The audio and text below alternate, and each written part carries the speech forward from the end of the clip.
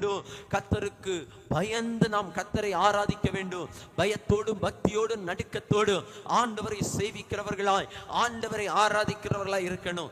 ஆண்டவர் எதற்காக இந்த பூமியிலே நம்மை வைத்திருக்கிறார் தெரியுமா? ஆண்டவரை ஆராதிப்பதற்காய் கர்த்தர் இந்த பூமியிலே நம்மை வைத்திருக்கிறார். ஆமென், ஸ்தோத்திரம். இந்த உலகத்திலே ஒரு சுகபோக வாழ்க்கை வாழ்வதற்காய் அல்ல, சுகபோக வாழ்க்கை வாழ்ந்து ஐஸ்வர்யவனுடைய வாழ்க்கை போல நம்முடைய வாழ்க்கை முடிவதற்காய் அல்ல. ஆமென், ஸ்தோத்திரம். இந்த உலகத்திலே தேவன் நமக்கு கொடுத்திருக்கிற வாழ்க்கை ஒரே வாழ்க்கை. அந்த வாழ்க்கை கிறிஸ்துவுக்காய் இருக்கணும். அந்த வாழ்க்கை தேவனுக்கு பிரியமாய் இருக்கணும். அது பரிசுத்தத்தின் வாழ்க்கையாய் இருக்கணும். அது கர்த்தரை ஆராதிக்கிற ஒரு வாழ்க்கையாய் இருக்கணும். கர்த்தரை ஆராதிக்காம நம் வீடுகளில் இருக்கக்கூடாது. ஆமென், சபையிலே ஆராதனை நடக்கும் பொழுது ஆராதனைக்கு நாம் முக்கியத்துவத்தை கொடுக்கணும். ஜெபத்திற்கு முக்கியத்துவத்தை கொடுக்கணும். ஆவிக்குரிய காரியங்களுக்கு முக்கியத்துவத்தை கொடுக்கணும்.